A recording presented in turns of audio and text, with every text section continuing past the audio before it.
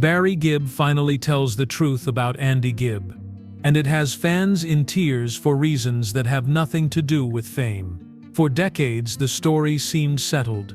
A gifted younger brother, a meteoric rise, and a life that ended far too soon. Yet behind the headlines and the hit songs lived a bond that was never simple, shaped by love, distance, and words left unsaid. One brother lived long enough to remember everything, while the other never reached the age where life slows down. To the world, Andy was the smiling teen idol of the late 1970s, the voice on the radio that felt effortless and eternal. To Barry, he was still the youngest, watching, learning, and struggling to find his footing in a world that moved too fast. Success came quickly, but understanding did not follow at the same pace. For years, Barry carried his truth quietly, not because it was hidden, but because it was heavy. And now, at last, that truth is spoken. Andy Gibb did not grow up chasing the spotlight. He grew up watching it. By the time he was born in March of 1958 in Manchester, his older brothers were already building something that would change the family forever. Barry, Robin, and Maurice were not just siblings. They were becoming a global sound. Music filled the house, opportunity followed them across oceans, and success slowly became normal. Andy arrived as the youngest, surrounded by talent, but not yet burdened by expectation. The family moved often, from England to Australia and eventually to the United States, following work and survival. Andy watched his brothers rehearse, record, and perform, absorbing music the way other children absorbed language. Yet even then, there was a separation. The Bee Gees were a unit shaped by struggle and years of rejection. Andy was still a child when their breakthrough arrived. He admired them, learned from them, but he was not part of the fight that forged their bond. That difference mattered later. Andy never officially joined the Bee Gees, even though many fans assumed he had. Instead, he remained the younger brother with his own path forming slowly in the background. In 1975, his first recording, Words and Music, was released only in Australia. It did not make him famous. It did not change his life overnight. It was simply a beginning, and for a moment, that was enough. Barry noticed Andy's talent early, not as a rival, not as a replacement, but as family. Andy had the voice, the timing, and the natural charm that could not be taught. Still, talent alone was not the issue. What Andy lacked was time. The Bee Gees had spent years failing before succeeding. Andy would not be given that same runway. By the mid-1970s, the music industry saw Andy not as a developing artist, but as an opportunity. He was young, handsome, and already connected to one of the biggest acts in the world. That connection opened doors quickly. Yet it also blurred boundaries. Andy's success would soon be linked to his brothers in ways that made independence difficult, even as it made fame inevitable. Barry helped Andy write and produce early material, because that was what older brothers did in the Gibb family. They worked together, they protected each other through music. Yet even so, Andy's rise was not planned as a mirror of the Bee Gees. It happened faster, louder, and with far less space to grow into it. At home, Andy was still learning who he was. In public, he was already being told. Expectations arrived before experience. Praise came before self-understanding. The image formed first, the person second. And while Andy smiled easily, the pressure underneath went mostly unseen. This was not a story of jealousy or competition. It was a story of imbalance. Barry had lived long enough to know what fame demanded. Andy had not. One brother understood the cost. The other had not yet paid it. By the time Andy stepped fully into the spotlight, the question of who he wanted to be had already been answered for him by millions of strangers, and that answer followed him everywhere. Andy did not begin as a cautionary tale. He began as a younger brother, surrounded by music, love, and possibility. That truth matters, because it reminds us that nothing about his future was inevitable. The danger was not ambition or talent, but timing. Success arrived before experience, attention came before understanding, and the foundation had not finished setting before the weight was added. From that moment on, everything moved faster than Andy could control, and the story was no longer about where he came from, but how quickly the ground beneath him began to shift. Andy Gibb's rise did not unfold gradually. It surged forward with a speed that left little room to breathe. In 1977, he stepped fully into public view, and almost immediately, the world decided who he was. His debut single, "I Just Want to Be Your Everything," reached #1 on the US Billboard Hot 100, not after years of touring or struggle, but almost at once. For a young man still in his teens, that kind of arrival changed everything. The song was written and produced with Barry's guidance, a continuation of the family pattern that had always bound the Gibbs together through music. Success followed quickly. Later that same year, "Love Is Thicker Than Water" also reached #1. By the time "Shadow Dancing" topped the charts in 1978, Andy had achieved something rare even among established stars: 3 consecutive #1 singles in less than 2 years, 8 top 20 hits overall. The industry celebrated him as a phenomenon, not as a person still learning how to stand inside that spotlight. Andy's image was everywhere. Magazine covers, television appearances, radio interviews. He looked effortless, youthful, and endlessly confident. Yet the pace was unforgiving.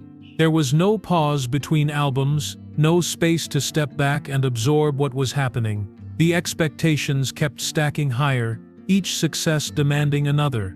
The difference between Andy and his brothers became clearer here. The Bee Gees had climbed slowly, learning resilience through rejection. Andy was lifted suddenly, without the armor that time builds. Television added another layer. In the early 1980s, Andy became a co-host of the popular music program Solid Gold. Each week, millions watched him introduce performers and smile through scripted banter. On screen, everything appeared controlled and bright. Off-screen, the pressure to maintain that image never relaxed. Hosting demanded consistency, availability, and energy, all while his music career continued. The workload alone was relentless. Personal milestones unfolded alongside public success. Andy married Kim Reeder in July of 1976, before his career reached its peak. Their marriage ended in January of 1978, the same year his fame was at its highest. Later that year, his daughter Peta was born. Fatherhood arrived at a moment when Andy's life was already crowded by demands that did not slow for private responsibility. These were not failures of character. They were collisions of timing. Barry remained present during these years, helping write, produce, and guide where he could. Yet guidance could not replace experience. Andy's identity was being shaped by applause and expectation faster than it could form from within. Each success narrowed the space for error. Each appearance reinforced an image that left little room for vulnerability. The music itself carried signs of this intensity. Songs like "Shadow Dancing" were energetic and polished, built for mass appeal and constant rotation. The machine moved quickly, and Andy moved with it. Because stopping was not an option anyone offered him. The industry rewarded momentum, not reflection. By the end of the 1970s, Andy Gibb had achieved more commercial success than many artists reach in a lifetime. Yet the speed of that ascent left cracks that were easy to miss at the time. Fame did not arrive as a destination. It arrived as a force. And once it began moving, it did not slow down. Barry Gibb watched Andy's life from closer than most. Yet even that closeness had limits. Being a brother did not grant control, and being successful did not provide protection. What Barry could see, others could not. The smiling interviews and confident performances hid a growing instability that fame did nothing to ease. As Andy's career expanded, the distance between who he appeared to be and what he was carrying widened. By the early 1980s, the consequences of that pressure began to surface publicly. Andy's struggles with substance abuse were no longer private. His reliability came into question. and the industry that had lifted him so quickly began to pull back just as fast. His role as co-host on Solid Gold ended, a professional loss that marked a turning point. The same visibility that had fueled his rise now magnified his difficulties. For Barry, this period carried a different weight. He was no longer simply helping write songs or guide a career. He was watching his youngest brother unravel in real time. The instinct to fix things ran deep in the Gibb family, but this was not something that music or advice could resolve. Andy's problems followed him beyond studios and stages, into every part of his life. Public perception shifted quickly. The teen idol image faded, replaced by headlines that focused on absence and instability rather than talent. Yet behind those headlines was a family trying to navigate something far more complex than bad press. Barry has spoken later about the pain of not being fully aligned with his brothers at the times they were lost. That admission carries particular weight here. It suggests not neglect, but the quiet tragedy of relationships strained by circumstances no one fully controls. Andy was not abandoned. He remained loved. But love did not translate into closeness when addiction and pressure intervened. Calls went unanswered. Plans fell through. Opportunities slipped away. These moments rarely make headlines, yet they shape outcomes just as powerfully. For Barry, they became memories that did not soften with time. The music industry offered little patience. Momentum had already moved on. Trends changed, audiences shifted, and the space Andy once occupied narrowed. This was not unique to him, but the speed with which it happened compounded the damage. Without steady work or public affirmation, the sense of purpose that had once anchored him weakened. Barry continued his own career while carrying this private worry. Success did not shield him from grief or guilt. Watching a younger sibling struggle brings a particular kind of helplessness. Advice can be ignored. Support can be refused. Presence alone cannot force recovery. Barry's later reflections make clear that this period left marks that never fully healed. What fans saw as a fall from grace was, for the family, a slow disappearance. Andy was still alive, still creating, still trying to regain footing. Yet the version of him the world celebrated had already faded. In its place stood a man wrestling with expectations that no longer matched reality. This was the space Barry occupied. Between memory and fear, between hope and uncertainty. He did not lose Andy all at once.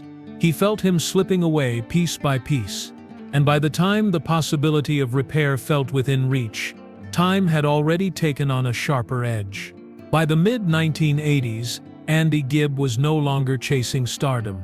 He was trying to steady himself. The frantic pace that once defined his life had slowed, not by choice but by consequence. The spotlight that once followed him everywhere had dimmed, leaving space for something quieter and more fragile. Recovery was not a performance. It was work, and it did not happen in public.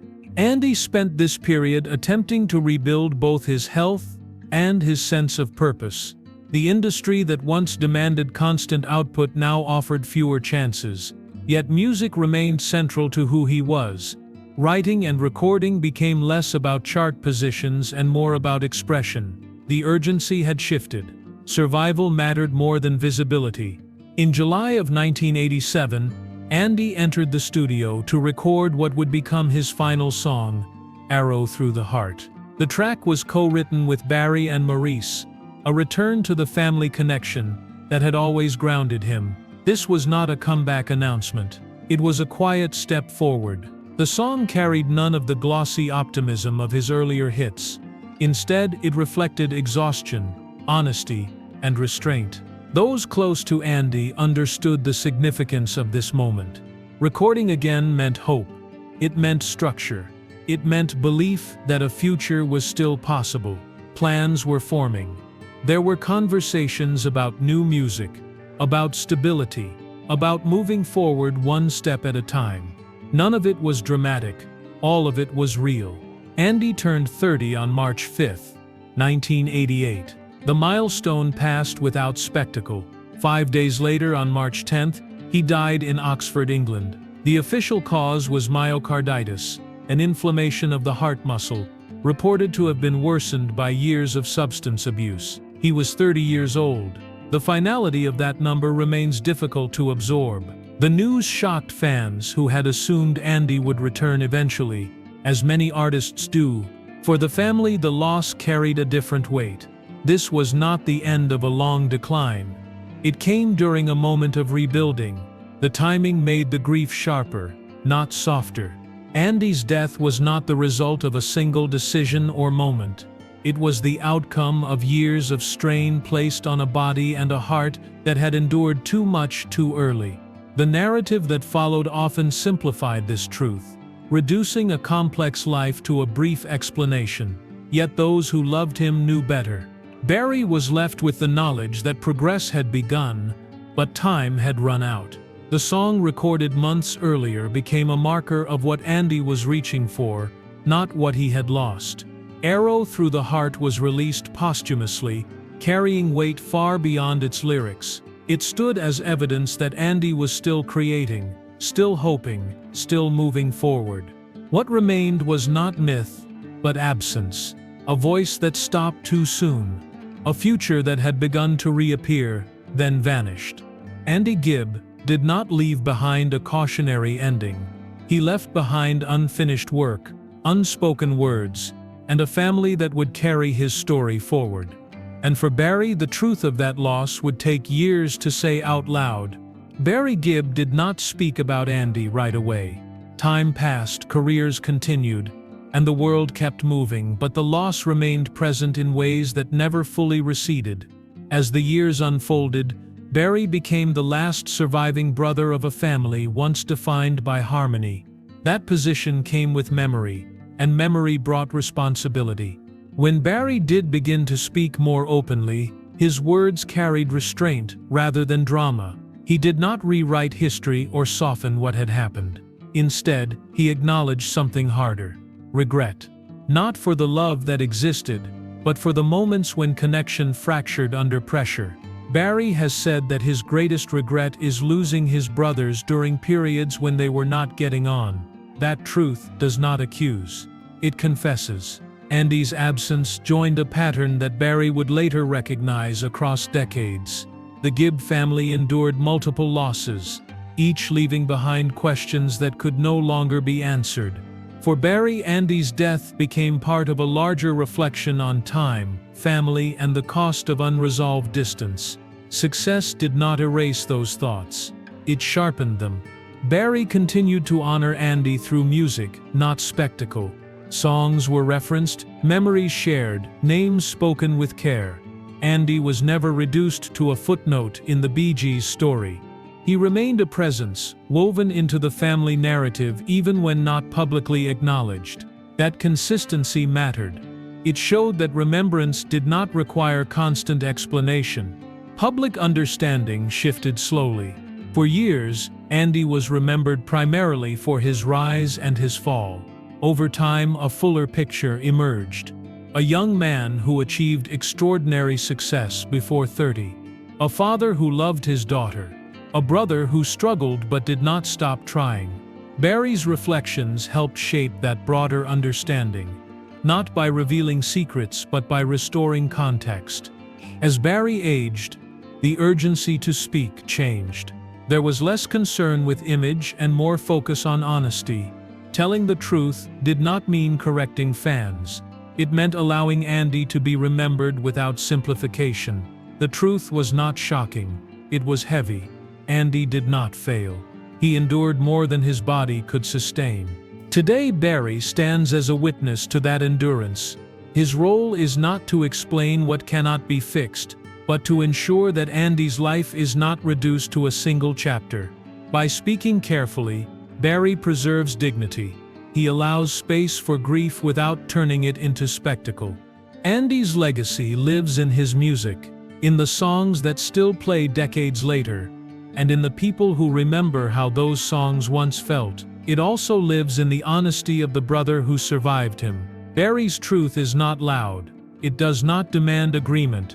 It simply exists. Loss does not fade. It changes shape.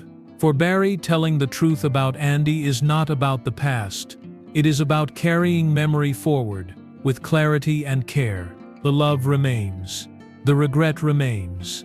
So does the responsibility to remember fully. That is the truth, Barry finally tells. Andy Gibb's story does not end with charts or headlines. It ends where it began, inside a family shaped by music, love, and loss. He was more than a teen idol frozen in time. He was a son, a brother, a father, and a man who carried more weight than his years allowed. The songs remain, but so does the space he left behind. Barry Gibb carries that space with him, not as a burden to perform, but as a truth to protect. By finally speaking openly, Barry does not change what happened. He changes how it is remembered. Andy is no longer just a rise and a fall. He is a life fully lived, briefly held, and deeply loved. The truth was never hidden. It was simply painful to say. And now, at last, it has been said. For more emotional stories, check out this video.